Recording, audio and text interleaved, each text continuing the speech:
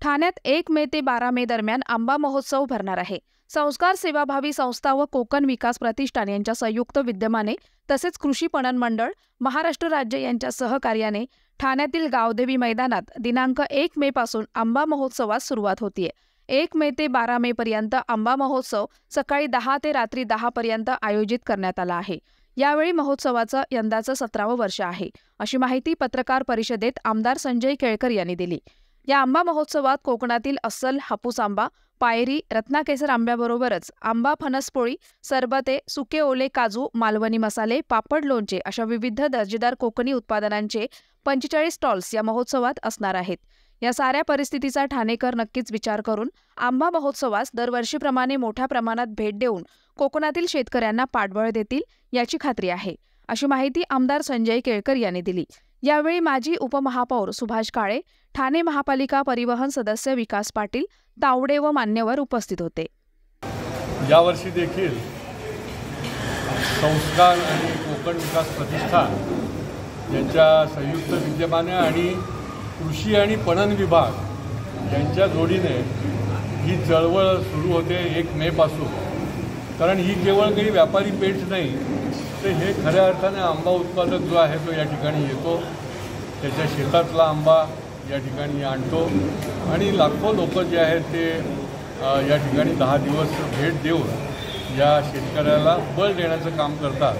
आणि त्यामुळे आम्ही नेहमी म्हणतो की ही केवळ व्यापारी पेठ नाही, तर ही एक चळवळ आहे आणि ही चळवळ गेली 17 वर्ष या शहरामध्ये सुरू आहे। 1 मे ते 12 मे हा आंब्याची चळवळ, आंबा महोत्सव गावदेवी मैदानामध्ये सुरू राहणार आहे। या वेळेला देखील काही प्रमाणामध्ये 40% आंबा शेतकऱ्याच्या हातात आलेला असला तरी देखील लोकांनी पाठबळ, त्याला ताकद देण्याचं काम शेतकऱ्याला या ठिकाणी करणं आवश्यक असतं आणि त्याच्यामुळे लोक देखील या निमित्ताने थेट शेतकऱ्यांना भेटतात आणि त्या ठिकाणी आपली उपस्थिती लावून त्यांचा थेट शेतातला आंबा जो आहे तो खरेदी करतात। त्याला एक वेगळी दर्जा असतो आणि शेतकऱ्याला देखील रास्त प्रकारचा या निमित्ताने भाव मिळतो।